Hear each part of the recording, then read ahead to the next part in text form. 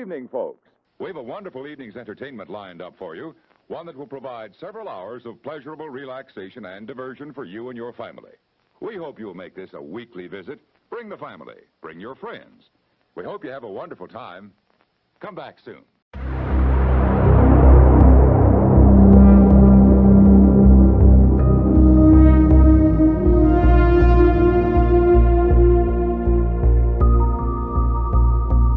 Hello, everyone, and welcome back to Knights of the Pageless Library. We are a little podcast dedicated to reviewing audiobooks. I am Bo Knight, and joined as always by my brother Ryan Knight. And today we are continuing our discussion about The Way of Kings, written by Brandon Sanderson. And Brandon Sanderson. Thank you. I'm sorry. I don't know why I always in my head I even think Bryan Sanderson. Brandon Sanderson, and we are going to cover part 1, which also includes the prelude and the prologue to Kill, and the interludes. Correct. Yeah.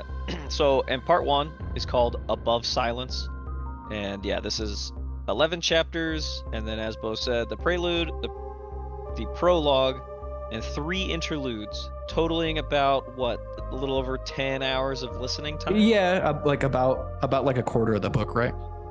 Yeah, because there is 4 parts in this book, and what we plan to do in this kind of more book club style of episode is we'll basically just kind of talk and share our feelings about this first part, and yeah, we'll try to do this about once a month till we finish the book, and then potentially move on to book 2. And just for anybody, all spoilers are off at this point too. I feel like we might kind of discuss some stuff that comes up later as it pertains to early stuff too. So we're going to kind of assume at this point that you've pretty much read the book and you're just kind of coming here for our thoughts too. Yes, yeah, that's a good point. If you have not either read this book or listened to this book, go back. We did a review episode, which is very light on spoilers or anything like that, and see if this is something that you'd be interested in. Yeah, this though, if you haven't listened to this, we're going to pretty much spoil all of it, obviously, with it being a book club type thing. Yeah. And yeah, so I've only listened to the first 2 books. Bo has listened to all 4 books that are available, right? Yeah, I haven't checked out the Mistborn series, or he has like a 3.5 and a 4.5, and I haven't listened to those either. Okay. Either way, though, it is going to be hard for us to avoid possibly bringing some of that external information outside of this part of the book in. Yeah, for sure, because I especially this first part, I feel like the context doesn't come for so long. Right, and as well, when you listen to this more than once, you figure out so many more things. Like once you finish the book once and then you go back and listen to the beginning again, so many things make more sense. Yeah, they do. Because the first time you listen to it, a lot of this stuff, I was like, I am so confused. I have no idea what these guys are talking about. And first things first, I think maybe we should go through like some definitions. So like when we come across them, we don't have to explain them every time. Okay. Yeah, go ahead. What are you thinking? So Ryan, what are spren? So spren, at least in this early kind of part and even in this early book, they... What would you say? They're like physical manifestation of certain things, right? So yeah, they're physical manifestations of change in the environment, right? Is that so what like, it is? Yeah. Change. So okay. So like yeah, when like if you're drawing something really beautiful, creation spren will show up. If you're starting a fire, like fire spren will show up. Yeah, and these can take a few different forms depending on what they are manifesting as, right? So fire spren might look like small people that are red, but they are dancing in the firelight, and they might kind of come and go and with the fire. Same thing, the creation spren, is it those ones that show up and they might build themselves into something like a pot and then fall over and break, and then it reforms and falls over and break, but it all happens kind of in the air around the person that is bringing those creative feelings to life. And I want to admit something. The first time I listened to this, I feel like I didn't understand what spren were for a long time. No, I didn't. It took me a long time to understand what they were. Because this book, and I don't know if we mentioned this in our review episode, but this book, it doesn't really hold your hand. No, which I like that. I also like that, and I like that there is very little, maybe not very little, there's not a ton of exposition though, No. to talk, especially to talk directly to you as the listener.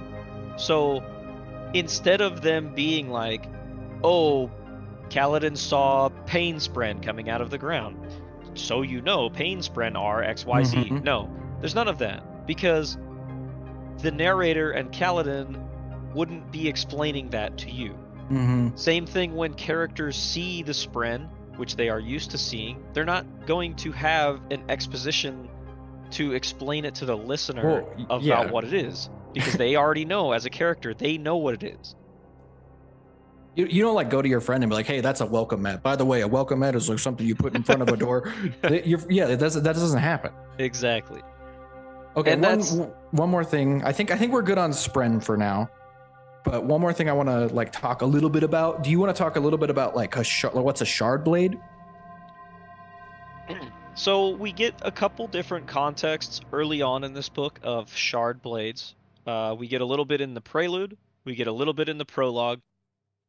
And there are a couple things that you know early on, right? So a shard blade is a blade that can be summoned by a specific person. They're bound to a person. Okay, they are. Okay. Yeah, because it's mentioned early on too that if somebody dies, a shard bearer, if they die, their blade will form and it will lay there for the person who killed them to claim it.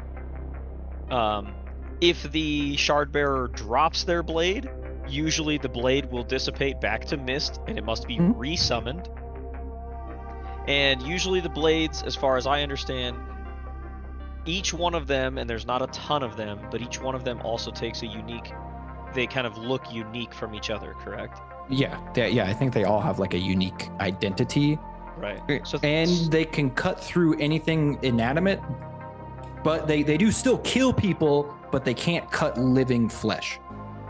Right. So if a person is severed with a shard blade to a point where it would kill them, physically it looks like nothing happened to them other than their skin might turn, and basically they atrophy immediately, their eyes turn gray and burn out. Yeah, but it kills them on a spiritual level is kind of how I understand it. Oh man, dude, you're right. Oh my god, that was kind of how it came across to me. It's like anti-yoga. Yeah. Yeah. There is things in this that are called shard plate. Okay, yeah, I'm glad that you brought that up. You want me to explain this one? I feel like I've been giving you all the heavy lifting. Go for it. So shard plate is what I like to imagine. It's like a set of plate mail with a bunch of interlocking plates, but there are no seams. And shard plate is super special because it enhances the wearer's abilities. So I kind of think of it like power armor, essentially. Like it kind of enhances their natural strength, their natural speed. And does it enhance perception at all? I don't know that, to be honest. I don't think so. But yeah, so like it makes somebody a lot more formidable and a lot harder to kill in a fight. And both shard blades and shard plate are like very, very coveted. And like the kingdoms that have the most shards are usually the ones that are most in power. Right. And a normal, like if normal people were fighting a shard bearer who had a shard blade, they can't stop it with anything like a shield or another sword that's just a regular shield or sword. Only another shard blade or shard plate can stop that shard blade from going through. Yeah, I'm glad that you mentioned that because I did forget about that. As far as I know, at least from what I've listened to, shard blades cannot be broken, can they? I don't think so. Okay, but shard plate can be broken both by a shard blade or even by a ton of physical force. Like, yeah, because it's mentioned a few times that if enough normal soldiers were to get a shard bearer to the ground and repeatedly just beat the shit out of him on the ground, they could potentially break his plate. But I know this is getting a little ahead, but plate can be regrown using Stormlight though, which is kind of cool. Right. 'Cause yeah, go ahead. they use the spheres, right? Basically to repower the armor. Yeah. And this won't come up yet, but interesting later that like somebody leaves a bit of their shard plate behind, and since they still have the whole suit, even though other people can get a hold of the gauntlet, they can't regrow their own suit. I thought that was interesting. That is an interesting concept. Okay, is there anything else, like big definition stuff that we need to get out of the way? Spheres are money, and let's talk about high storms. Okay. So high storms, basically, they're predictable to an extent in this world, right? Yeah. They don't get into the math that goes into it, but you can like predict them like you would predict the weather today, I assume. Right. And it's basically this large storm, and it always moves in the same direction, right? And I can't remember now if it's east to west or west to east.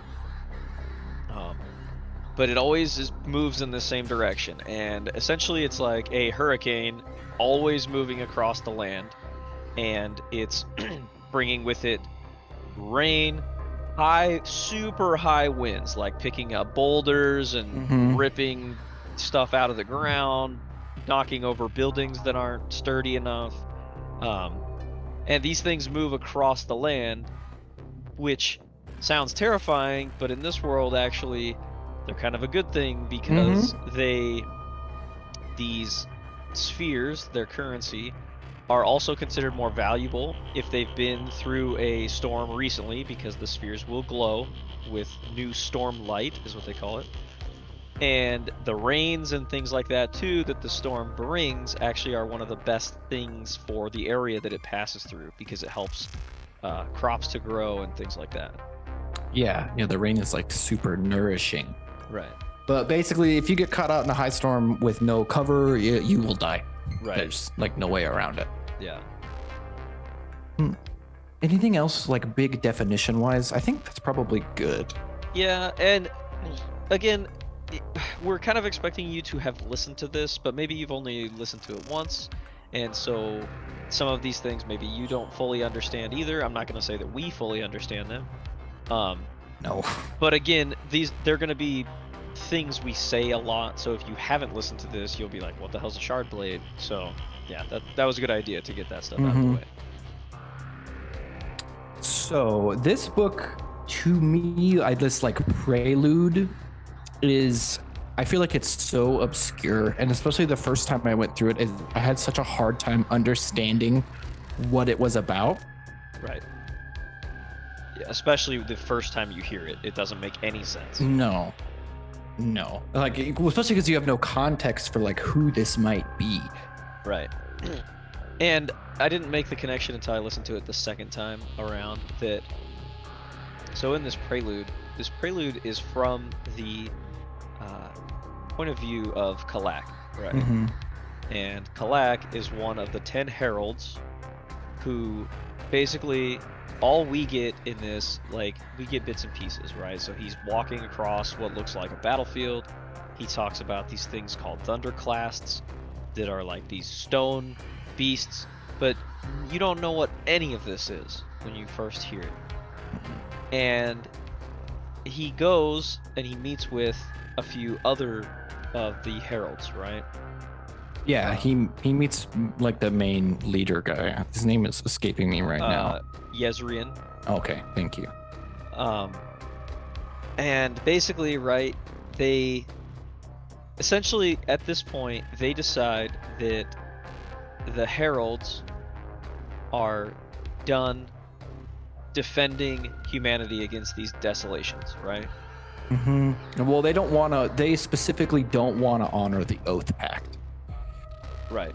And again, none of this stuff, even up to the point where I've listened to, most of it I still don't even understand. I do, but I don't. I feel like it would be spoiling a lot of stuff to explain like what exactly, because I think I understand this moment really well now, but right. I don't want to like over explain like what the Oath Pact is and like specifically why all the heralds are supposed to die.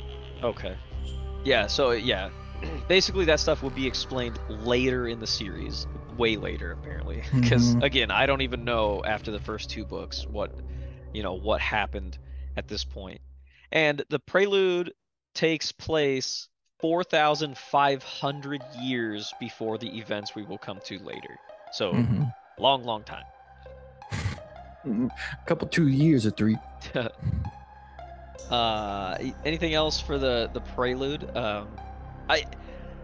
No. It's kind of a cool like establishing shot, but again, the information you're given here, I forgot it so quickly. So even until I listened to it the second time, I didn't realize that when some of the people, like, you know how we might say like, oh, Jesus or whatever. Yeah. Later on, they will say things like, oh, Kalek. You know? So, and I didn't catch on to that the first time that I listened to it. I'm gonna be honest with you. I realized they said that, and I never really put together that they were a herald until just now. Right. Yeah.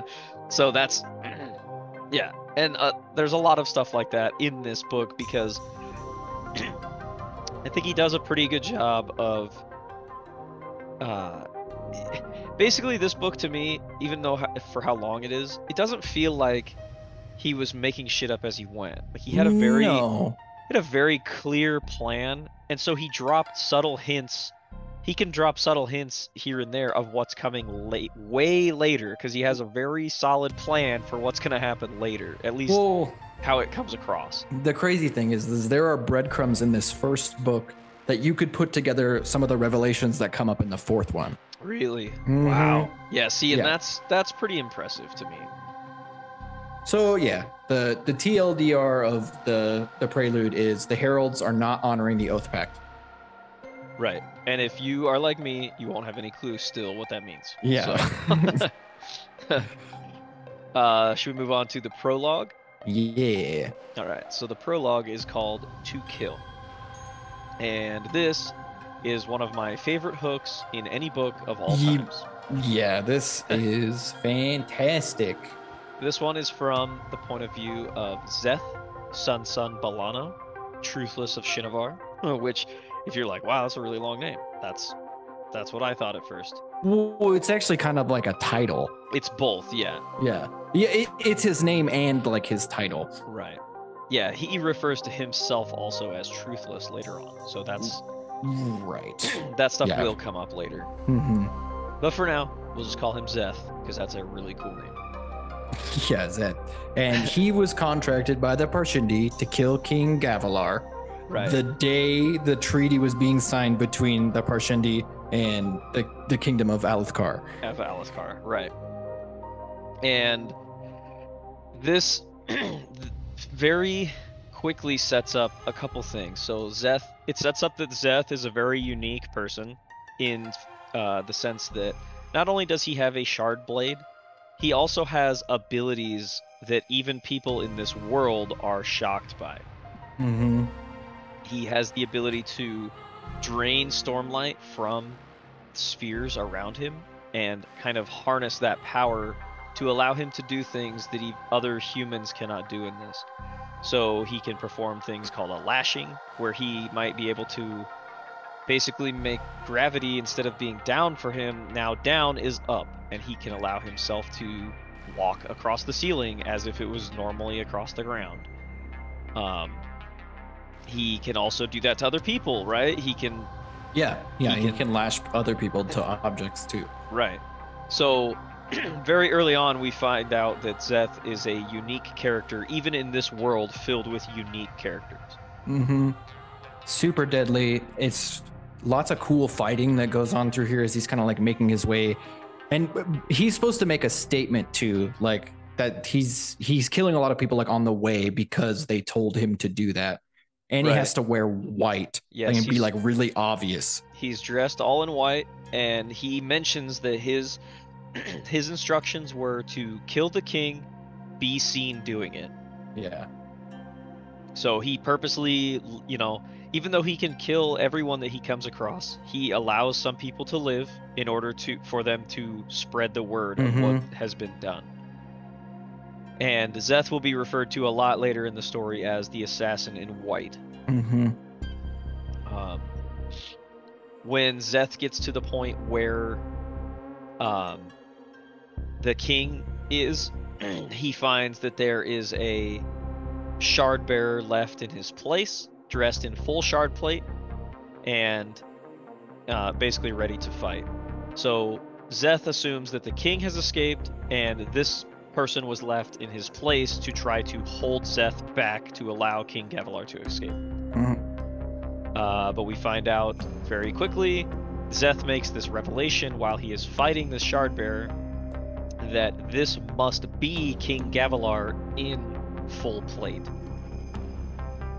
I don't remember. I think they talk about it a little bit, but Gavilar is supposed to be like, he's like a well-renowned swordsman too. Like he's pretty accomplished even without the shard plate. Right. And I find this interesting the second time I listen to it because there are a lot of parts in this where you assume Zeth cannot be touched. Mm-hmm. And King Gavilar actually holds his own in this fight extremely well. Mm-hmm. This isn't just like Zeth assumed he was going to be able to walk in and kill the king very easily with very little resistance. And King Gavilar holds his own to the point where he actually almost was able to kill Zeth, right? He punches him in the chest so hard that if Zeth had not absorbed Stormlight to stop the blow, it potentially could have killed him. Zeth does, however, though, get the upper hand on Gavilar, breaking through a piece of his shard plate, and is able to... He doesn't kill him with his shard blade, though, right? I don't remember exactly how he dies. I don't think he does because Zeth, you're right, because they talk for a little bit. Yeah, he talks for a minute, and he tells Zeth to tell his brother, right? He kills him by kicking him off the balcony and lashing him super hard to the ground, so he like plummets like a boulder. That's right. Yeah. And then Zeth ends up honoring what Gavilar wants him to write, and basically he takes Gavilar's blood and writes a message on the ground to Dalinar, the king's brother. And yeah. At this point, I can't remember exactly what it says. Find the most important words a man can say. Thank you. Yes. And that's it, right? Yeah, that's the end of the prologue. And again, one of the best hooks in a book that I think I've ever listened to. It's super good. Yeah, very, very good. And so after that, we start part 1, which is called Above Silence. Chapter 1, which is called Stormblessed. And this one's from the point of view of Sen, right? The new recruit.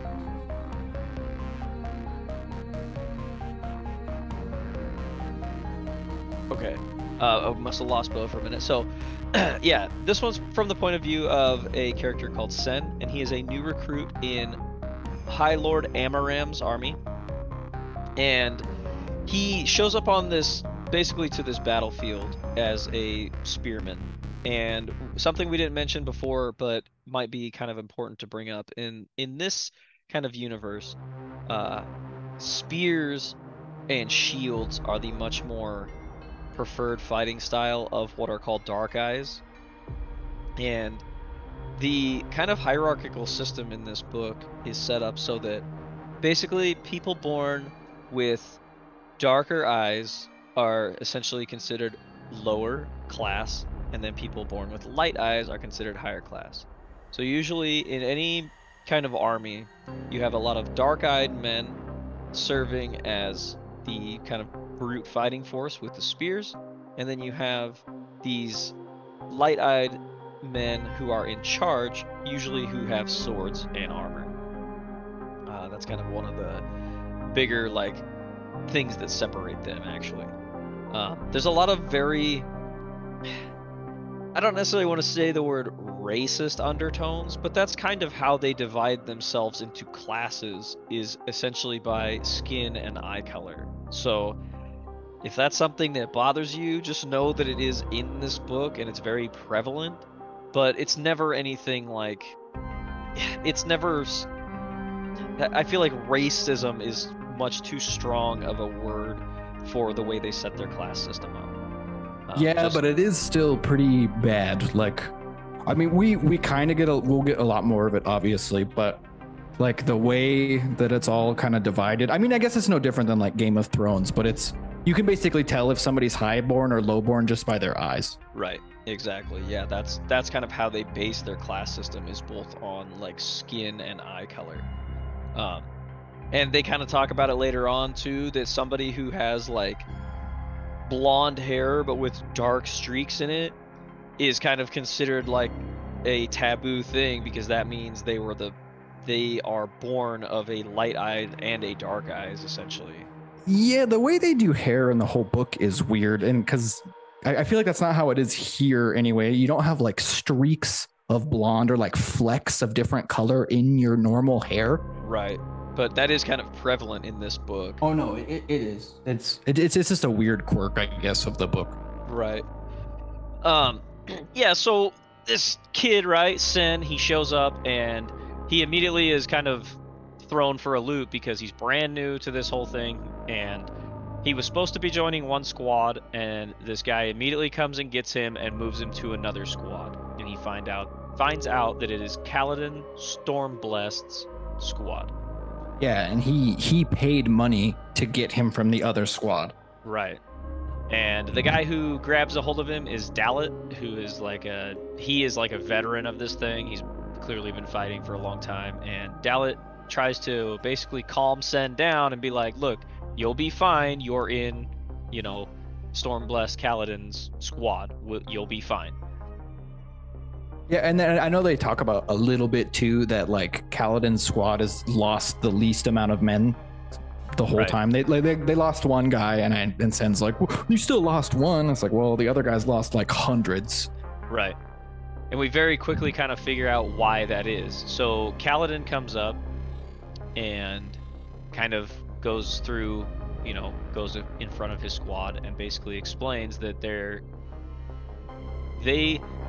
well, he doesn't really explain it, right? Dalit explains it. As soon as the battle starts, they are going to charge. And Sen's like, they told us in training that we must hold the line and march together. And he's like, no, that's how you die. And when the fighting starts, these guys run, and most of the other guys hold the line for a little while until the enemy archers start firing into the entire line. But those arrows go over Kaladin's squad's head because they're way out ahead of everybody else. They get into the fighting. It's pretty quick. I mean, obviously, like something like that would be. Sen ends up getting wounded. Right, he gets stabbed in the leg by another spearman. Yeah, but Kaladin is the man, and like while killing a bunch of dudes, makes his way to Sen and like bandages him up. Right, and the first time I listened to that, I didn't catch the subtle hint that Sen is like, wow, he's bandaging my leg. Why am I even noticing that? It's not a big deal. That it's actually a huge part of Kaladin's background story. It is really cool. It is mentioned early on. And I didn't really catch that either until like the second time, that like they're pretty consistent with kind of like Kaladin's background and how he approaches his men. The whole time they keep that pretty consistent. Yes, yeah, it's actually really well done. A couple other things of note here. After they kind of save Sen, they see a Bright Lord, I guess that's what they called him. Which took me a long time to understand what that meant.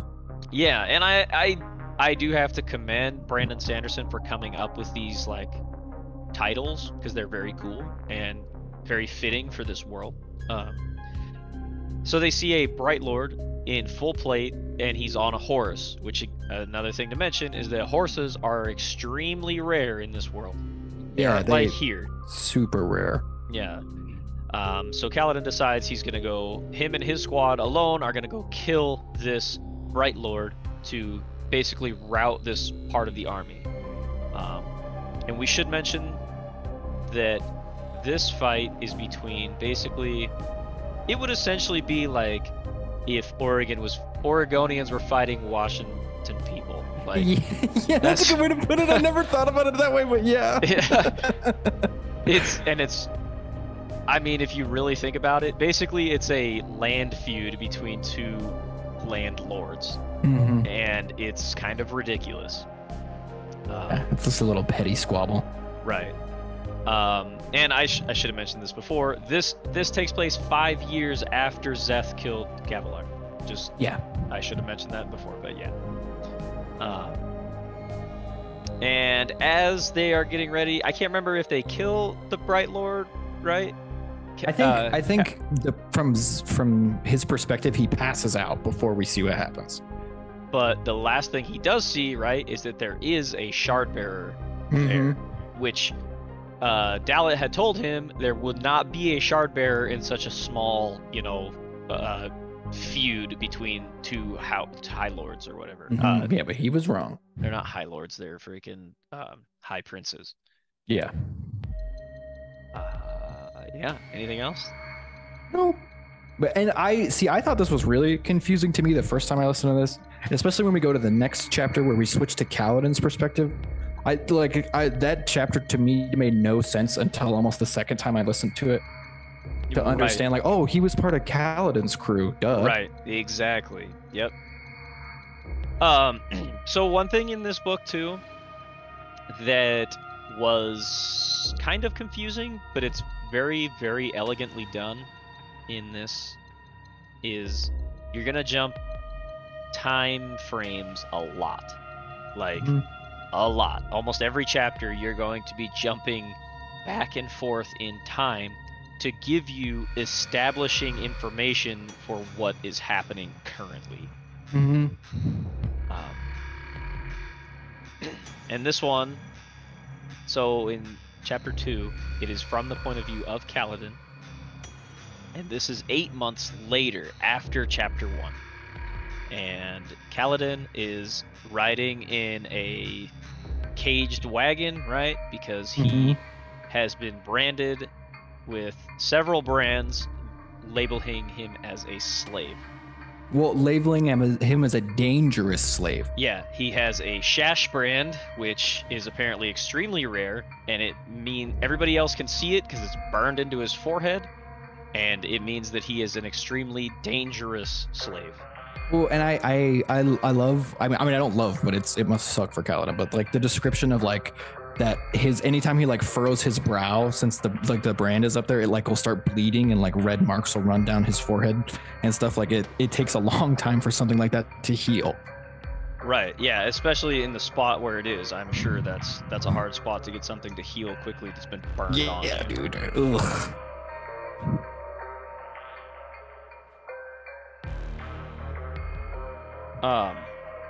Yeah, so do you want to kind of talk through this one about what basically what we experience now from Kaladin's point of view as a slave?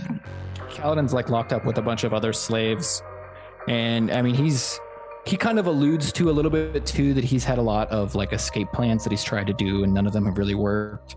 And at this point we get introduced, should I just say her name? Syl? Yeah, you might as well, because it'll be easier this way. Yeah, so we get introduced to a Windspren that's been following Kaladin for a couple months, and her name is Syl, and she's super strange because she's actually is like articulate and can talk to Kaladin, which other Spren cannot talk, but nobody else can see Syl but Kaladin.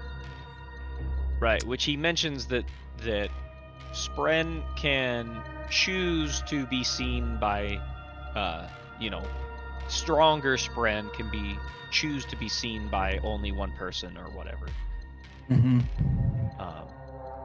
And at this point, Kaladin just assumes that Syl is a regular Windspren, right? She messes with him, she sticks his feet to the ground when he tries to walk, and he trips, and she laughs, and she flits around all over the place.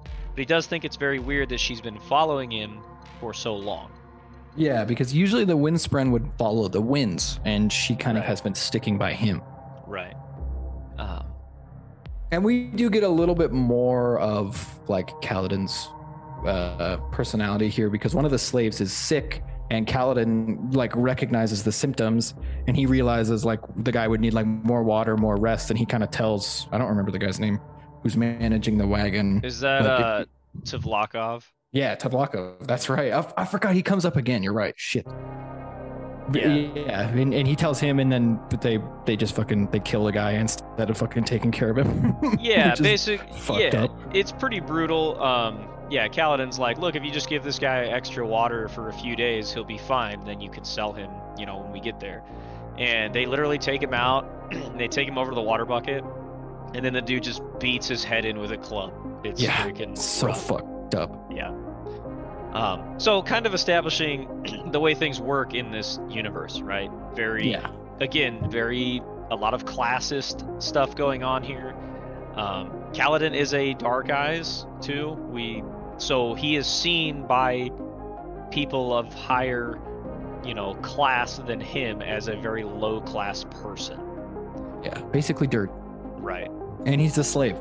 And now he's not only a slave, but he is the worst kind of slave with that Shash brand, basically. Yeah, exactly. And the only other thing in Kaladin, we've gotten a little bit of it, that he has this leaf of blackbane, which is like the most powerful poison there is. And when he gets angry when he sees them kill that other slave, and he accidentally like crumples it up and destroys it. And he drops it, yeah. Yeah. And he was planning on killing Tvlakov to allow him. Well, he doesn't even really know. He's like, what do? I kill him, and then what? He just dies, but I will still be trapped here. Yeah. I think that's it, right? Yeah, I mean, that's basically about it. Yeah, then we move on to, oh man, what's the title of this chapter? So this one is The City of Bells, chapter 3. Yeah, and then we switch perspectives, and if you're also listening to the book, this is where you get the other narrator comes in, where we shift perspective to Shallan. Yeah, I'm glad you mentioned that. Yeah, and Shallan is on a ship, right, at this point. Yeah. And she is traveling with these guys, and I can't remember exactly how much background we get on her, essentially. Not a whole lot yet. At this part, yeah, I couldn't quite remember. We get a couple, like, subtle hint drops, though, that Shallan is kind of a unique person as well. She has this ability where she can literally look at something and take a mental memory of it, and then she can redraw it almost perfectly with charcoal, essentially. Yeah, so she's like an excellent caricature artist, I guess. Right. And it sounds very cool. It does sound friggin' sick. I wish I could draw like that. We get a couple other, I can't remember if we've had these other name drops before, but we do find out that the current king is Elokar, who is the son of Gavilar. And we find out that Shallan is heading to, I can't even remember the name of the city either. It's all over the place. Is it Kharbranth? Okay. And she is trying to find Yasna Kholin, which is the king's sister, right? So she is Gavilar's daughter, but she is widely considered one of the most respected women in this kingdom, because she is basically a scientist and she studies all this crazy stuff all the time. She's one of the smartest women that there is in this region.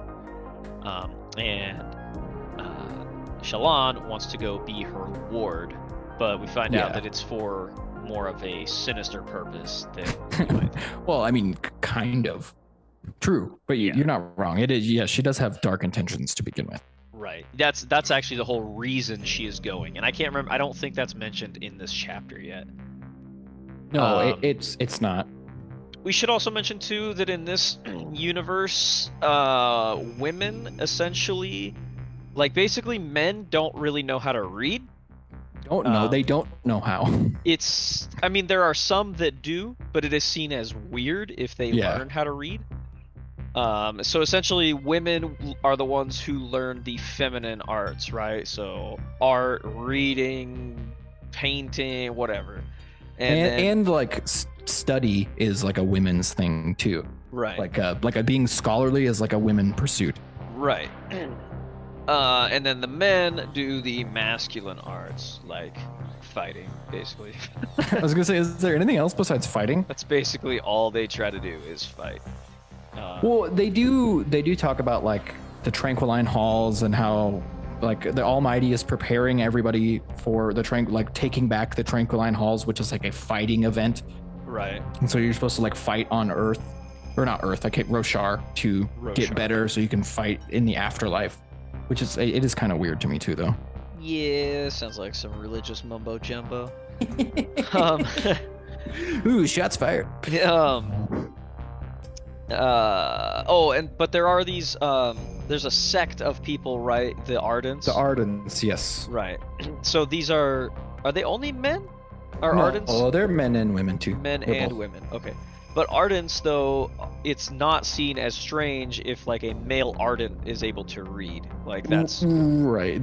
They're kind of like monks, Yes. but they're also scholars. right. That's kind of how I pictured them too, as like monks. Yeah. Does she get off the boat in this? I don't remember. Hang on, sorry. I can't remember if she makes it there or not. Yeah. She meets Yaub and they take the little trip through town. Oh, that's right. Yeah. She goes to the bookstore. Yeah, and then she's led inside to like await her. Yasna? Yeah, Yasna. Thank you. I always get her confused with freaking Navani for some reason. Yeah. It's so if we obviously we haven't mentioned it yet. All of these names, like these are gonna be names you've never heard before anywhere else. Like I don't know how Brandon Sanderson did it, but he came up with all these unique names for a lot of characters. So and we should mention too, if you're someone who's here and you've read the books and maybe you pronounce these names differently than we do, just know that we are going off the pronunciations by the narrators of this book in the audiobook. Which I consider law, because when I look at these names, I just scratch my head. Yeah, exactly. I think that's about it, right? She waits to meet Yasna, but she doesn't meet her. Yep. Yeah, which will come up later as well. So then we move on to chapter 4, which is called The Shattered Plains. Yeah, and if that name doesn't like give you goosebumps, I don't know what will, because yeah, it's very cool. Even just the name is very striking.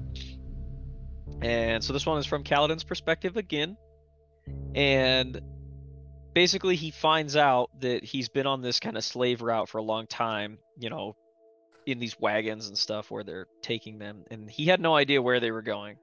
And in this chapter we find out they were taking them to the Shattered Plains, which Kaladin mentions that was his whole goal when he was fighting in Lord Amaram's army, was to be recognized as worthy enough and a good enough squad that his squad would be taken to the Shattered Plains, which is where the bulk of Alethkar's army is fighting the Parshendi, right? And they're fighting the Parshendi because the Parshendi obviously murdered Alethkar's king, Gavilar. So yeah, those bastards.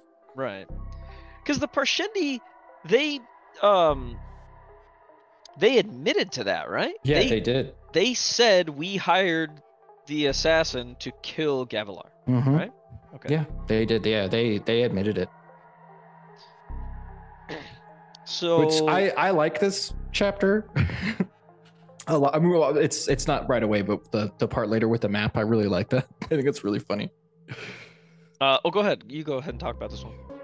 Okay, so yeah, we get a little bit more of him and Syl, like, you know, kind of hanging out, and you know, Kaladin is really like confused at her like weird behavior, and so there's something weird's going on with Syl for sure. But the caravan stops, and Tvalakov he's lost, and he assumes that Kaladin has been to the Shattered Plains before, and he's like, Kaladin's like, let me see that map, and he just takes it and rips it up and shreds it. I love that.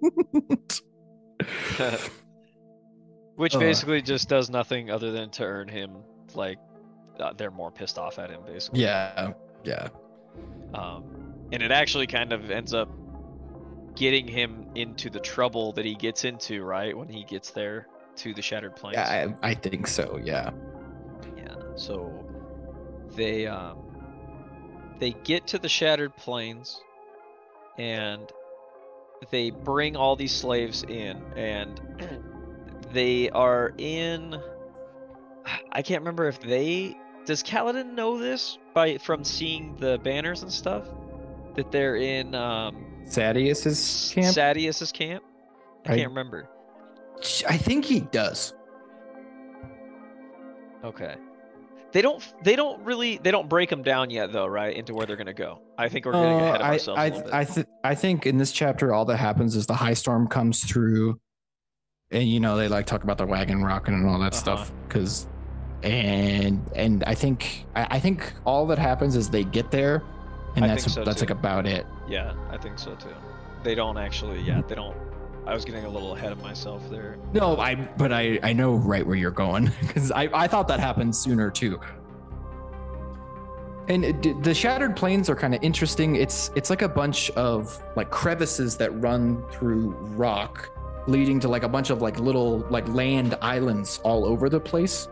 So they're really hard to navigate. Right, and the way it's kind of explained is if like you took a plate and you dropped it on a flat surface and it broke, those kind of jagged lines and everything that would be, if you brought all the shattered pieces kind of back closer together, that's essentially what it looks like, is one giant broken plate out across this area. And I don't think they fully get into it yet. We're going to find out here soon, like how they traverse these things. But essentially, too, the voids left between the land are so deep that you, like, if you fell into them, you would die. They're like hundreds of feet deep. Mm-hmm. The chasms. You're right. Exactly. Good point. Mm-hmm. So, anything else about the Shattered Plains chapter? I don't think so. So chapter 5 is. Oh my gosh! I just had the name of it. What did I do with it? Oh, dude, I do. Oh, okay, I clicked on it. It's my bad. Heretic. Oh, okay, yeah. That does make sense. Yeah, and this one is from Shallan's perspective.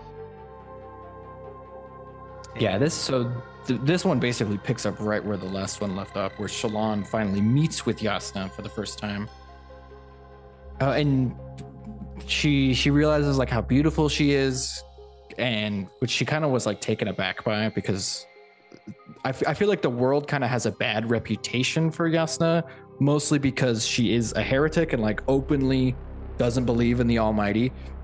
Right. Yeah, she's pretty much like an atheist in this world. Yeah, but yeah. And at this point, right, Shallan gets to witness Yasna help King Taravangian of Kharbranth, right? And so in this world too, we should mention that there are these oh my gosh, what are they called? The things that she uses to do her Soulcaster. Soulcaster, thank you. Her quote unquote magic. Yeah. So Shallan gets to witness her do soulcasting, right? This is where she like basically puts her hand on that giant rock that fell into the passageway and just and like turns disappear. it into smoke. Yeah. Yeah, it's very neat. It's very cool. And It's pretty neat. We find out that I can't remember if the plan is fully developed at this point, at least to us, the listener. But basically, I Shallan... think it does because, right? They talk about like her wardship a little bit, and Shallan's like lack of education. Right. Like really, like she's not been very schooled in a lot of things. Correct. And they kind of like get in a little bit of a little cat fight where like Shallan's like, well, you already want me to be well educated. I'm coming to you to get educated. Like, what's the point of that? Right. And this is kind of a big part of Shallan's character. So Shallan is both very timid, but she also has a very sharp tongue, and she's very, very, very smart. Mm-hmm. So, and the only reason she's really timid, and you don't really find this out until later, but basically her home life was fucking awful. Oh, dog shit. Yeah. So it's very interesting that she is such a timid character, but she can come up to this person highly regarded as one of the more famous people in this world, Yasna Kholin, and still kind of have a quick wit and be, have an argument with her, essentially. Mm-hmm. And that actually kind of catches Yasna's attention, basically, too.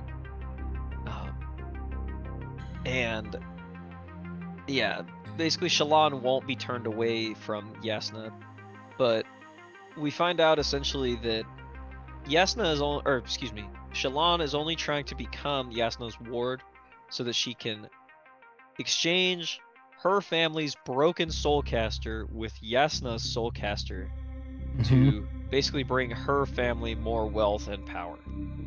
Yeah, because she wants this. Yeah, exactly. I don't have anything to add. Yeah. And we don't get the background on all of that filled in right away. We get it filled in very kind of small bits and pieces as to what happened with Shallan's family to kind of get them in the situation they're in.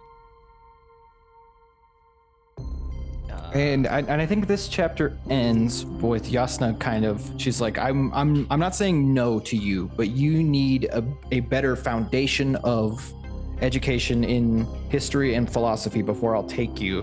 Right. And you need to read these books by these people so try and come find me like in another year, and then I'll let you come once your education has become up to snuff. Right. Yeah.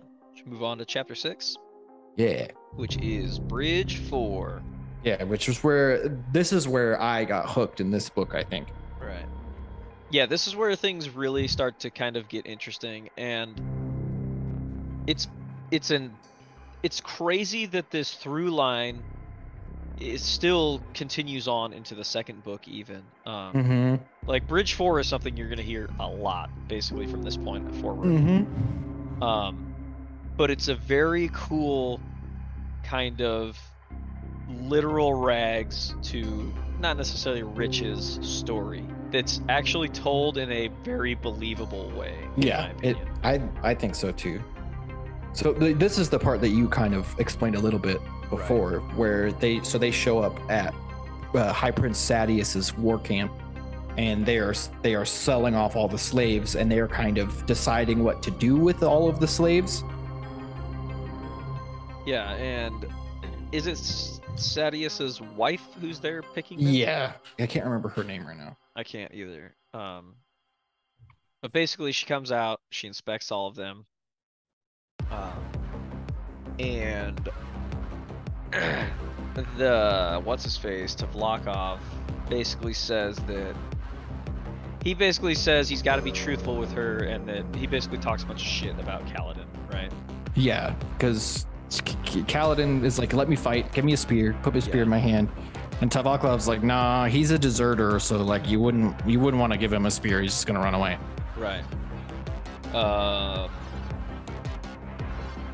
Yeah, so she decides that most of these slaves are going to go to either the lumber camps or to the bridge crews. And yeah, which on its face, bridge crew doesn't sound like a horrible thing, does it? Right, and even Kaladin assumes so. He's like, wow, build bridges or whatever, that can't be that bad. But he quickly finds out he's not going to be building bridges. He shows up and he meets Gaz. What a piece of shit this guy is. It's very interesting to me too, because even when Kaladin sees Gaz, so Gaz, he has an eye patch, right? Yeah. And he's all scarred up.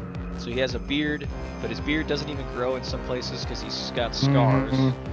So honestly, when I first, like the description of Gaz, you're like, this guy must be a badass, But he's not. He's a little friggin' weasel. Yeah, a weasel is a perfect thing to say. But you won't find that out for a while, like exactly why I think that. I feel like you figured that out immediately here. And it's to me, at least what he does to Kaladin immediately. Yeah. Well, the lady tells them that Kaladin was supposed to be given special treatment, right?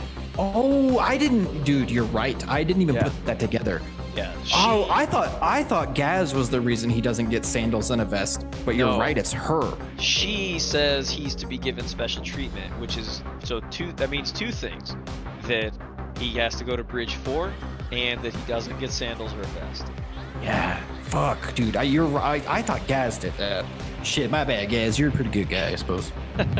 Well, I did find it interesting to the point where I'm at, where Gaz ends up. To me, it's so weird, and it almost, because even in the later books, he comes up more. Really? And it almost it kind of feels like to me they just like, oh yeah, I guess he was part of the story. He needs to come back. Right. It's really weird. It felt strange to me even when where he comes back later on. I know, dude. It's stupid. Yeah. Yeah. Sorry to bore anybody who's listening. I mean, that's just us talking about it without trying to drop too many spoilers from later. Well, I could even get further into it than you could, because he comes up a lot, not a lot, but a lot more in the fourth book. Interesting. So when Kaladin gets to this camp too, he sees High Prince Sadeas, right? Mm-hmm. And you don't find this out right now. We find it out shortly. But so Prince Sadeas is wearing red shard plate, but Sadeas does not have a shard plate. We find that out. He just has the plate. Right. And when at this point too, I'm pretty sure Kaladin mistakes, because Sadeas is wearing full shard plate, he assumes he's King Elokar, because he's walking around in full shard plate. But there's not really it doesn't have anything really to do with anything, right? Oh, yeah, but have we explained what the Bridgemen do? Yeah, so that's basically when Kaladin shows up to Bridge 4, they're going to go on a bridge run the first day he's there. So the way these bridges work is there's handles underneath it, and all these slaves get underneath it, and they pick it up, and they run with the bridge over their heads. And it takes about, what did they say, a minimum of 25 men to move one bridge. Yeah, and I think the teams start with 35. At least. I don't know if that's right. It's 35 to 40, but I think they mentioned later that it takes a minimum of 25 men to lift the bridge. Mm-hmm. And that'll come up a little bit later as well. Yeah. So they pick up this bridge and they run, and Kaladin immediately is jacked because he's got no shoes on his feet and they're running across all these sharp rocks. He's got no vest on, so the bridge, they basically stand in these kind of they're lifting it with their shoulders, right? Yeah, so it's resting on their shoulder. Right. And it's jacking him up though, because the wood is cutting into his shoulders because he has no vest on to stop it. So they run and they run and they run for a long time, and they come up to a chasm, they lift the bridge up, they set it down, they push it across, and the army starts to march across. And this isn't one bridge, by the way. There's 20 bridges at a time? Yeah, I think there are 20 bridge crews. Yeah. If not more than that. Right. So when they reach this first chasm and they put this thing down, Kaladin falls down and he's like, oh my gosh, that was horrible.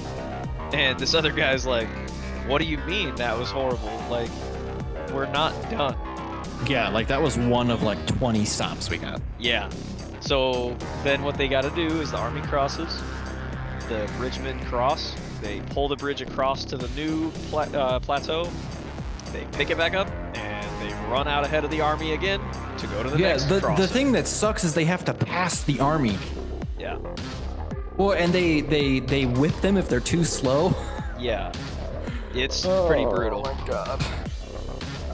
So after they cross many, many, many chasms, this guy that's kind of been there with Kaladin, they switch places then, right? At this point.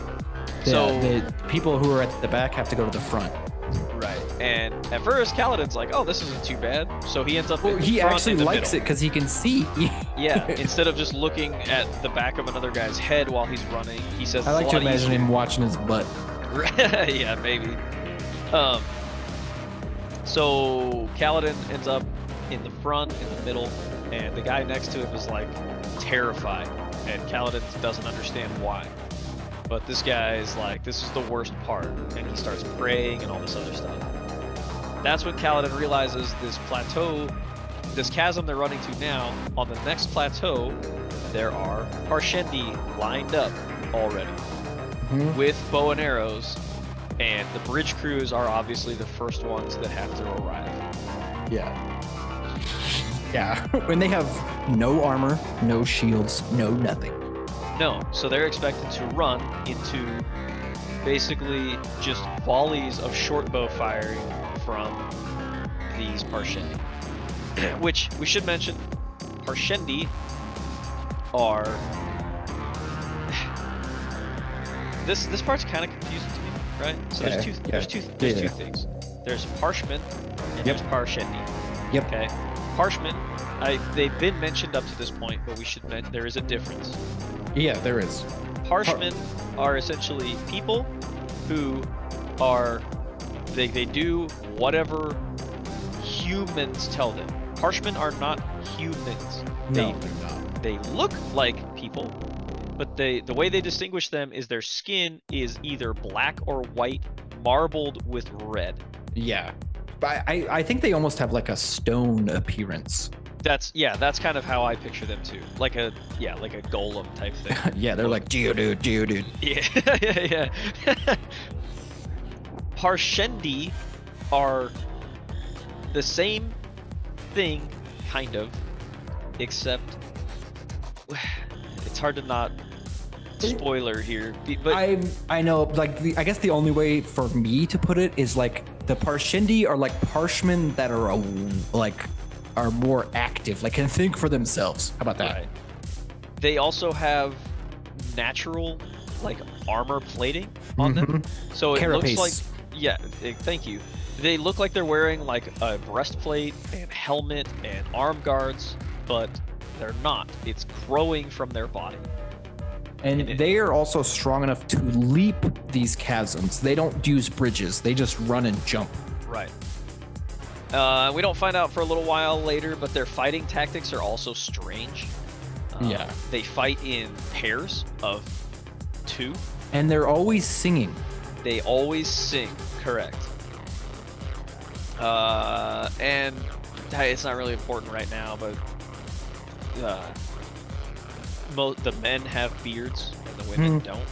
That's the only real distinguishing factor too that makes them look different. But yeah, I'm actually glad that you mentioned that. Yeah, so basically, Kaladin's bridge is running at this chasm, and their bridge is just getting peppered with arrows. The guy next to him dies almost immediately. The guy who had been talking him through this whole ordeal. I know, which is so sad.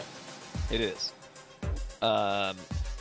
And Kaladin ends up his face gets cut by an arrow that goes so close to him.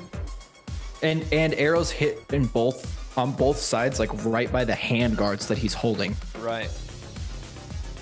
They make it to the chasm, they set the bridge down, they push it across, and then they get to rest. Then the army charges across and fights the Parshendi. Have we explained what they're doing? Like that they're after the gem hearts from the chasm fiends? I don't think that they even explained that yet. You're right. You're right. You're right. Never mind. We can either talk about it now or when it comes up. I don't think it comes up until part 2. But you're right. Not, because actually. Kaladin doesn't actually understand what they're doing in the Shattered Plains either. That's my bad. I'm sorry. All Kaladin knows, is that he's in a bridge crew and he needs to put the bridge down so that the army can run across. Yeah. And it's at this point too that Kaladin assumes Gaz did 2 things. He didn't give him a vest or sandals to make him miserable. He also put him up front in the middle so he would be killed. But Kaladin survived. And Gaz is pretty like shocked that he survives, right?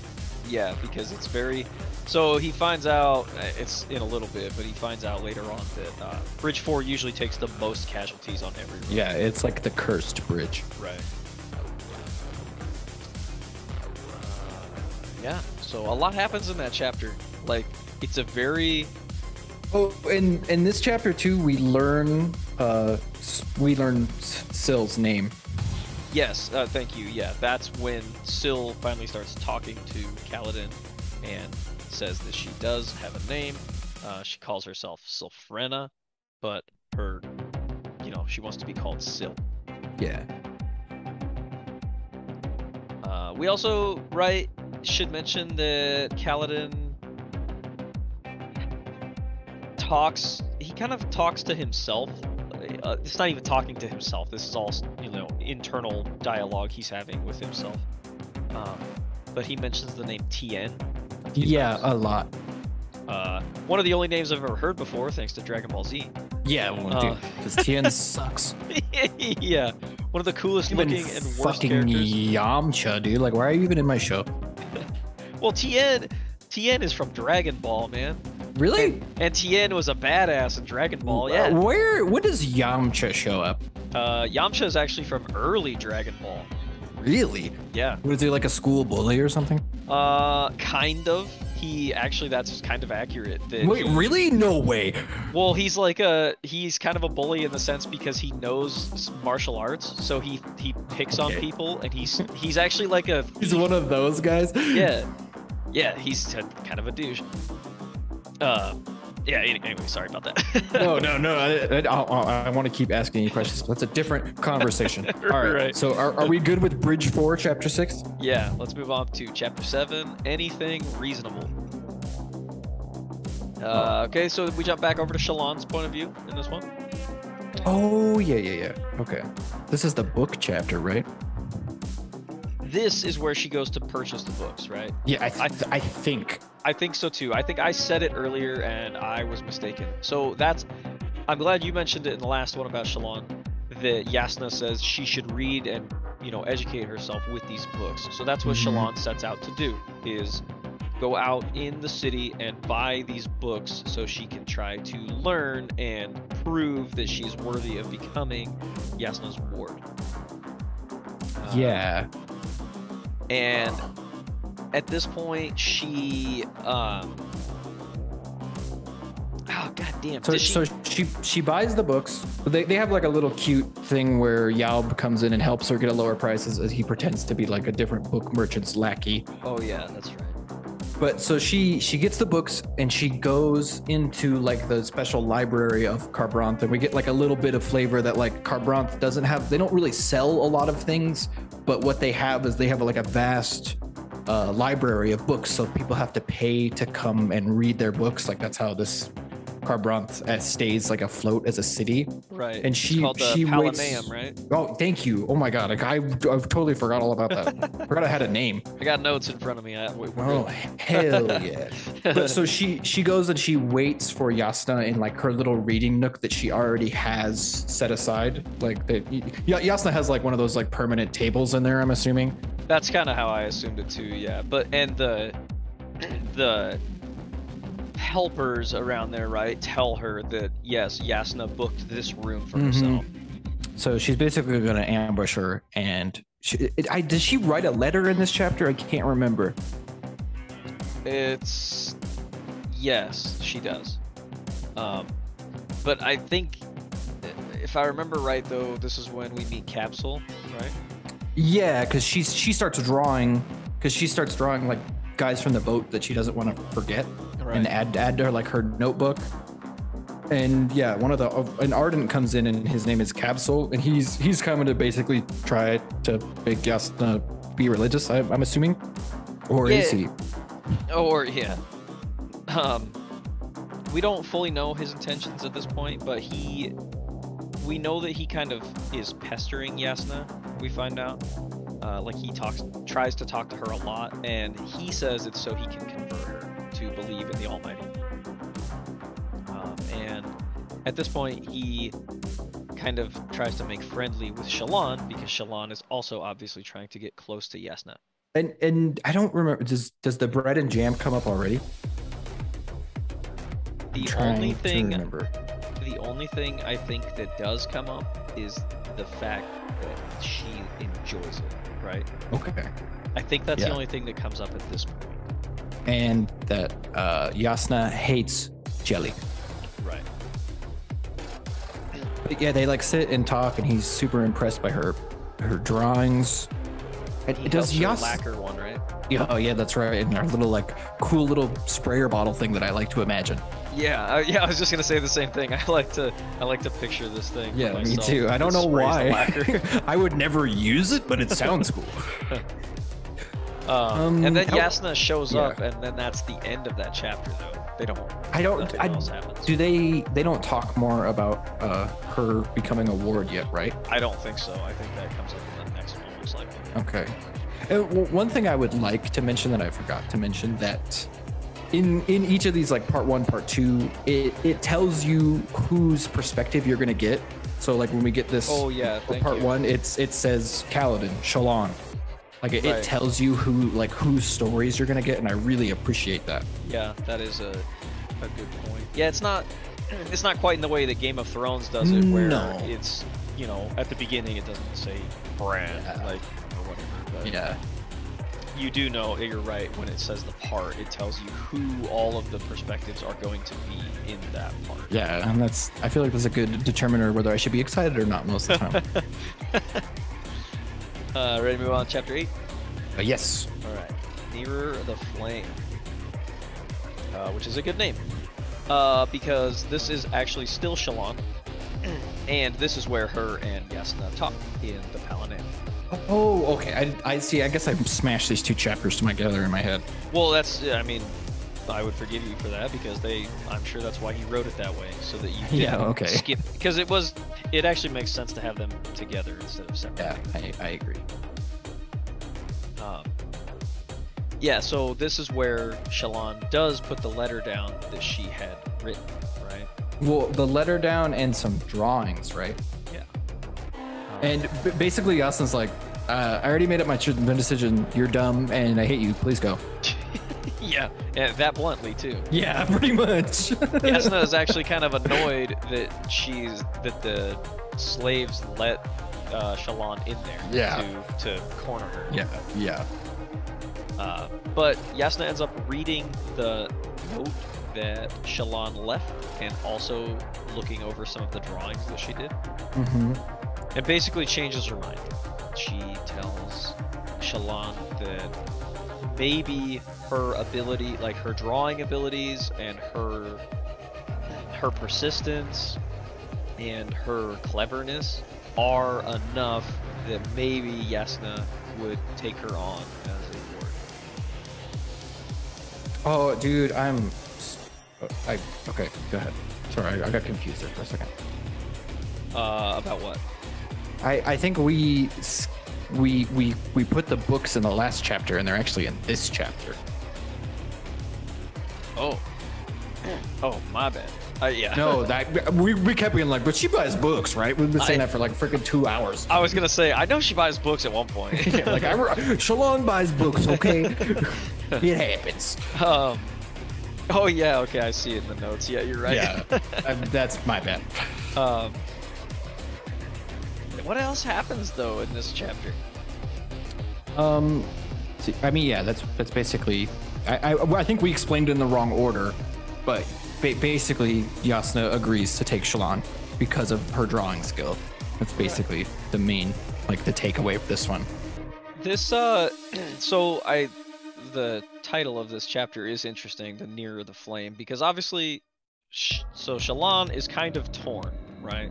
Because she would like to become Yasna's ward to actually learn things and, you know, become educated, and, you know, Yasna is an impressive woman that she would like to follow. However, she also doesn't want to go against what her brothers want her to do with the Soulcaster, right? Right, yeah. And I can't remember if she explains in this chapter or not, but fuck it, I'm gonna do it anyway.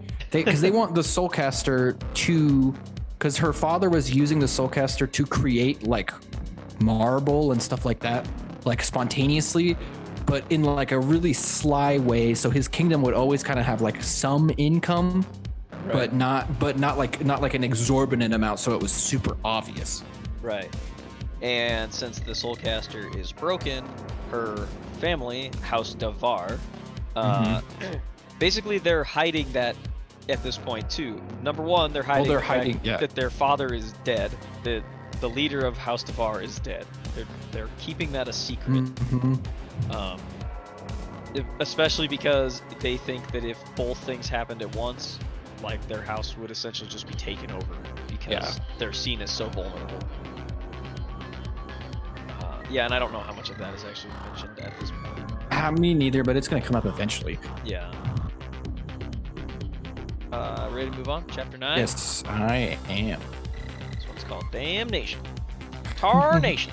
Tarnation. Them bridge crews. Yeah, we jump back over to Kaladin. He gets back, right? Well, this has actually he's been part of the bridge crew for like 2 to 4 weeks. Yeah, I was gonna say there's a bit of a time skip here because he's gone on several bridge runs at this point. Yeah. And like, I'm pretty sure, right? Most of the people now at this point, in Bridge 4, have died, right?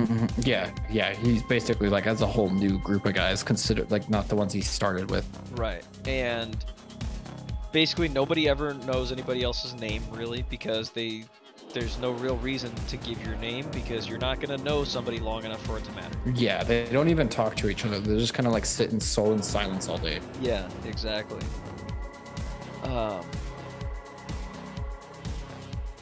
And so Kaladin mentions the name Tien a few more times, and I don't know when we find this out, but Tien is Kaladin's little brother. Yeah, we're gonna find that out. Was his little brother. Yeah. Spoiler alert. Yeah.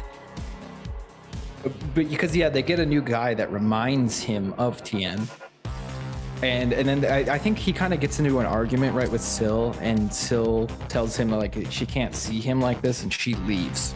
Yeah, and Kaladin decides that he is gonna go kill himself. Right? Is that at this point?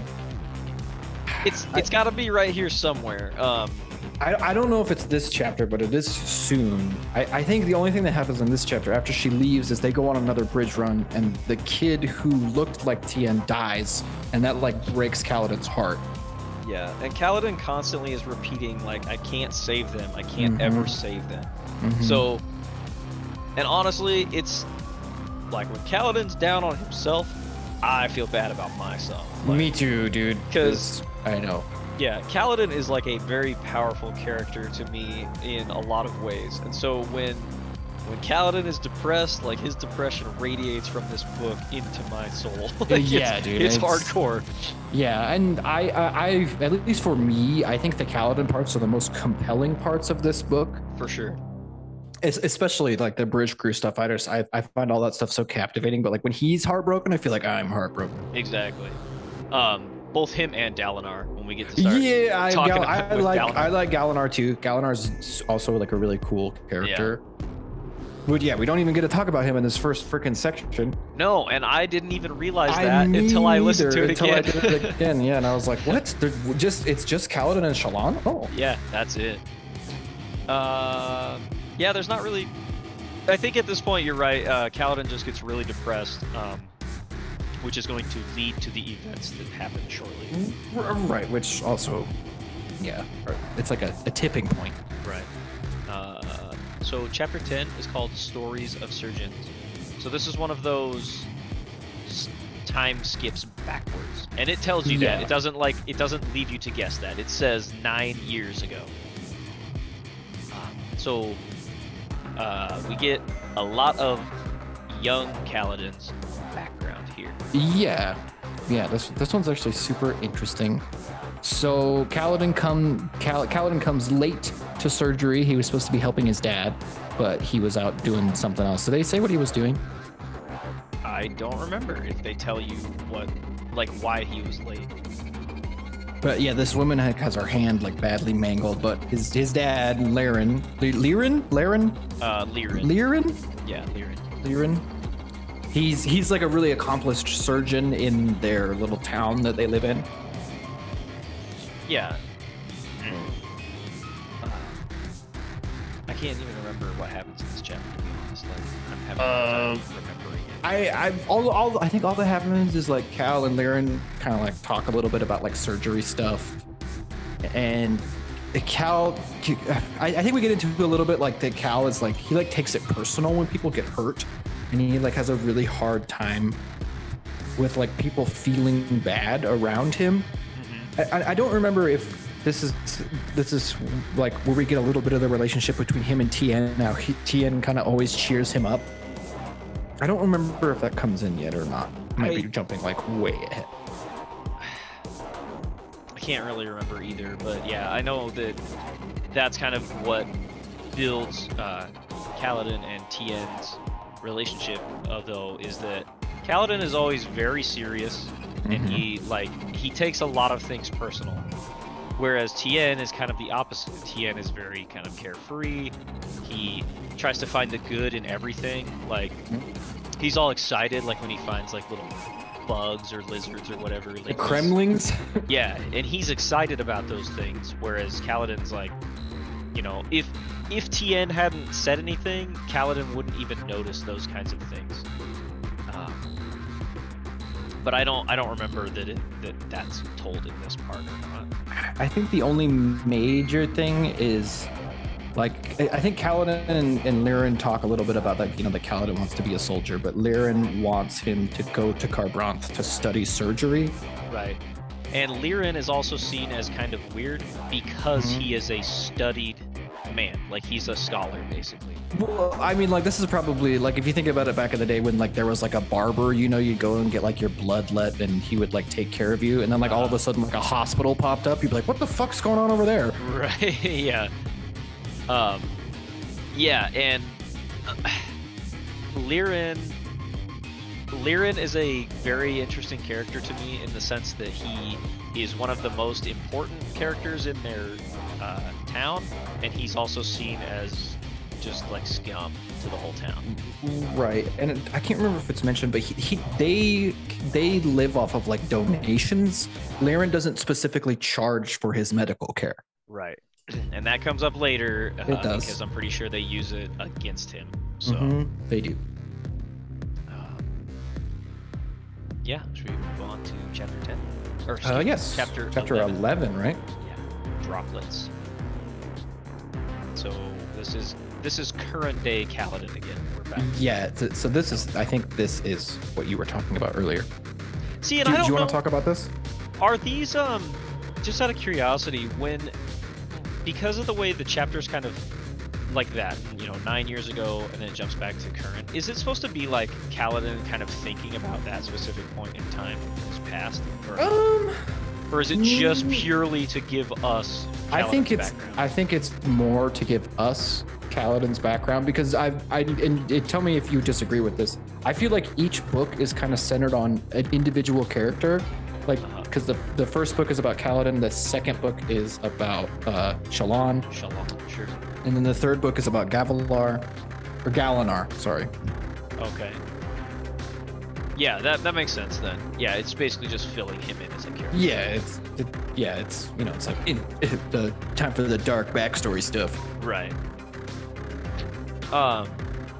Okay, yeah, so this is the part I was talking about. Basically, after this latest high storm, Kaladin comes out as the kind of rain it's still raining, but basically he's had enough, and he tells Gaz he's going to the Honor Chasm. And they call it that because apparently it's one of the only honorable ways that a bridgeman can go, right? Yeah, which is so fucked up. Yeah, and basically it's the chasm like closest to the camp where these guys just go and they jump in and kill themselves. But when Kaladin is there, Syl shows up, you know, after she had left him, and she has a Blackbane leaf with her. And I love that she's like, gosh, these things are heavy. Yeah.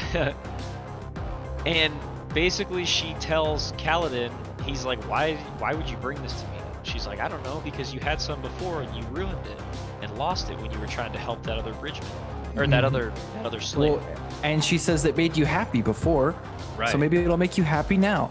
Yeah, and basically she doesn't want to see him so sad, and obviously she doesn't want to see him kill himself. And at first he doesn't care. He's like, it doesn't matter anymore. You know, he's just gonna kill himself. But she stops him, right? Like in a weird way. He starts to step off the chasm, but he is able to actually feel her touch, trying to stop him. And so he does. He stops and basically has a full 180 change of heart. And correct me if I'm wrong, I can't remember if they talk about this now or later, but doesn't she say like these bridgemen are going to die regardless?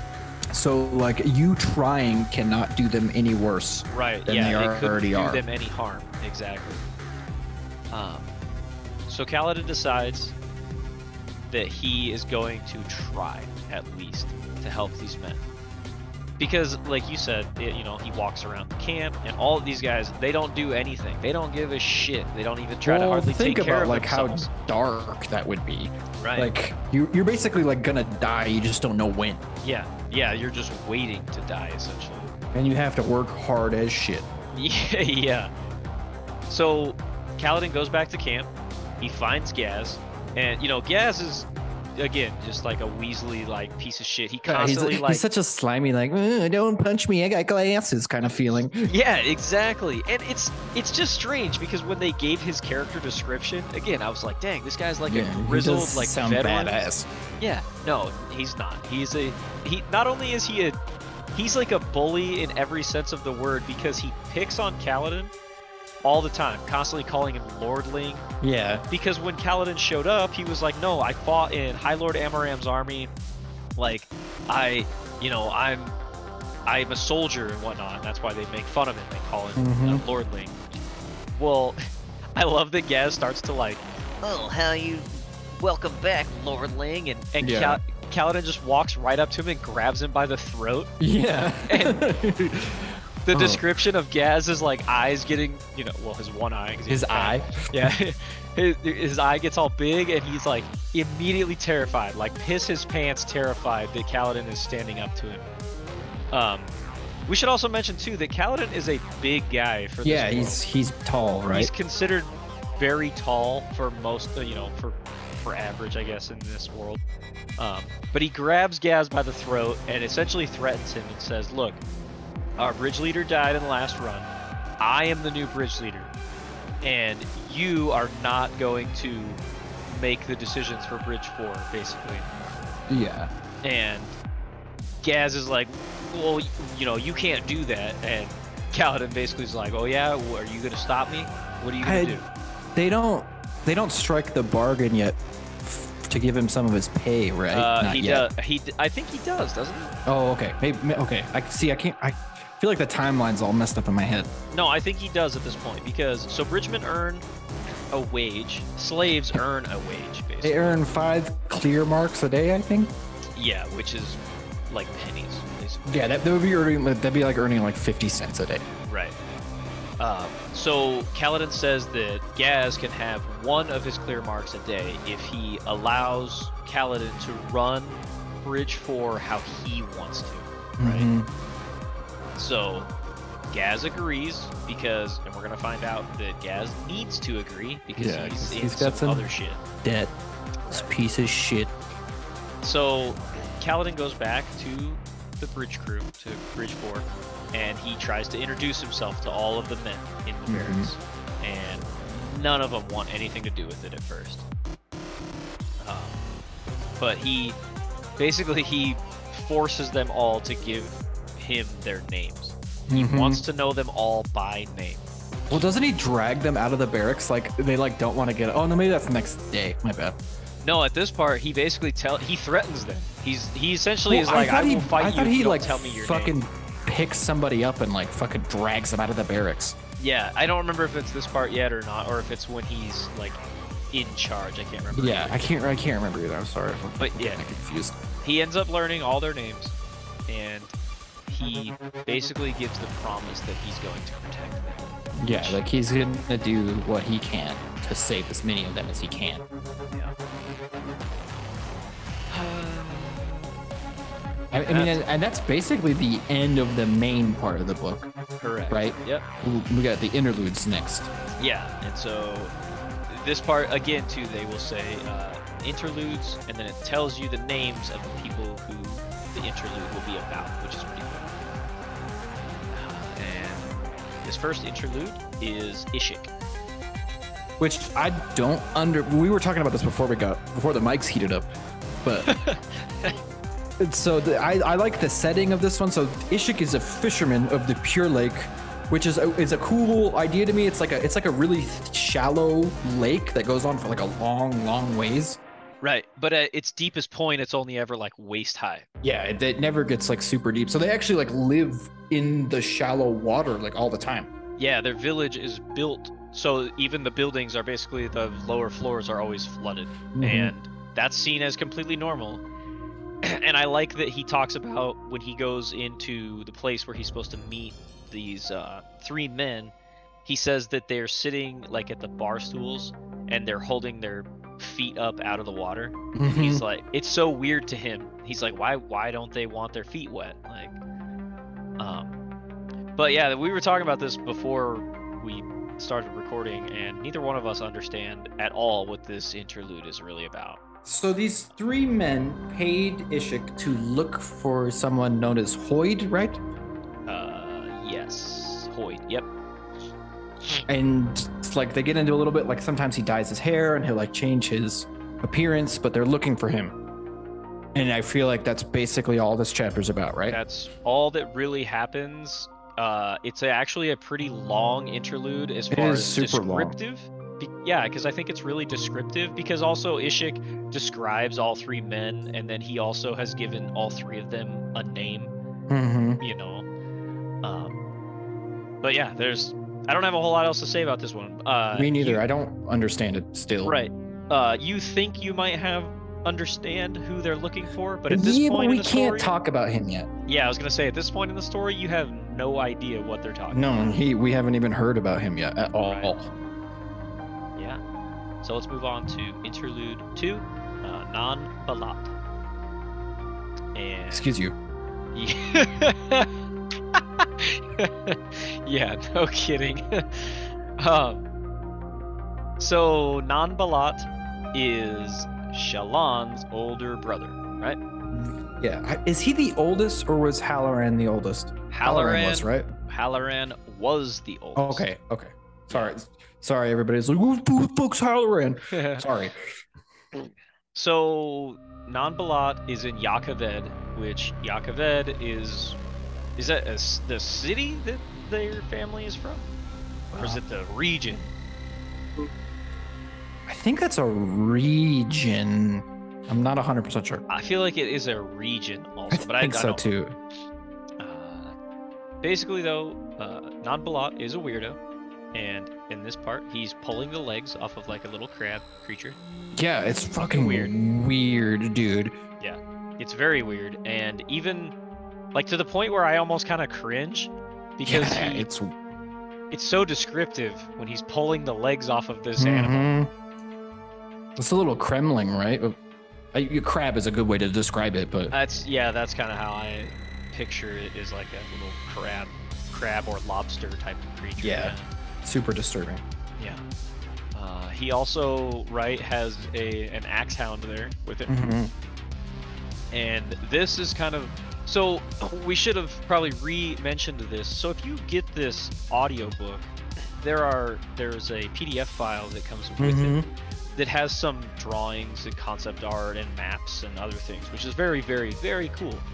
And there's actually a drawing of one of these axe hounds in it, and it looks so badass. It's so cool. Yeah, they're really cool. Yeah, and basically an axe hound is essentially a bug, but it's the size of like a dog.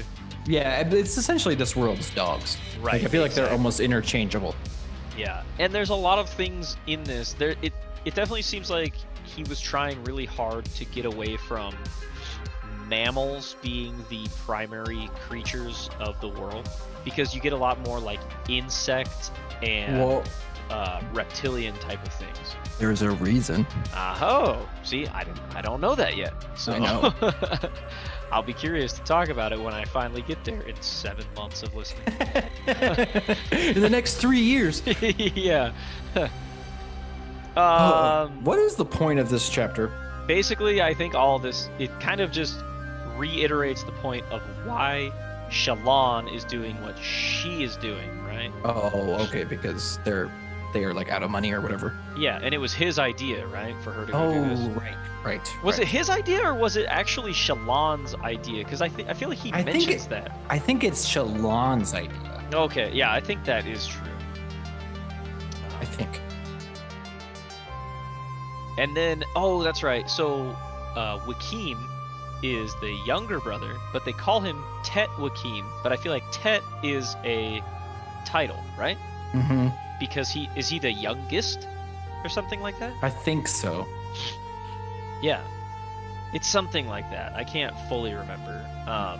And then there's also Jushu, but Jushu, and again they call him Asha Jushu, which I think Asha is also a title.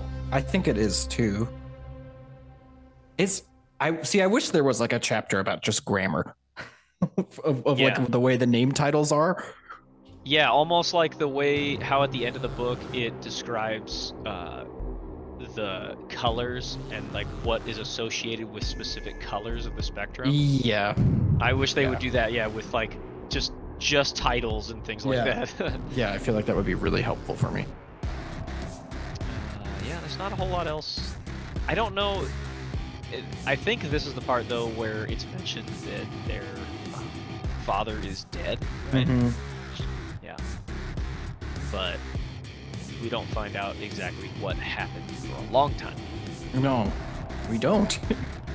They might even. Is it in the second book? I feel like it kind of comes up at the beginning of at the end of the first book, right? Okay, maybe it's the end of the first book. But you don't figure out like the main moving pieces until the second book. Okay, yeah, that makes sense. Yeah, you ready to move on to the last one? Yep. Save the best for last. Yeah, Interlude 3, The Glory of Ignorance. And this is from Zeth's perspective again. Yeah, and we get like a little bit of like Zeth's background and how he's kind of like bounced around from different people. Because he has what's called like an oath stone, and whoever has the oath stone, he has to follow their orders like to the T. The only thing he can't do is kill himself or drop his shard blade. So somebody like he has to keep his shard blade and he can't kill himself. But Right. he'll do anything else you tell him to do. Yeah, and that's kind of what this chapter is showing us, that so basically he is essentially a slave for this one guy. They're like at the bar, and this guy is basically showing all of his friends. He's like, look what this idiot will do, and he tells him to like pick up that drink and pour it on that guy's head or pour it on your own head. And Zeth does all this stuff, even to the point where he tells Zeth to cut his own arm off.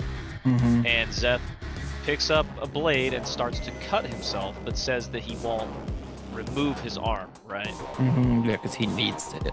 Right, but he does cut himself. He will. Yeah, he does. He will injure himself too, but yeah, he cannot kill himself, and he explains that to these guys as well.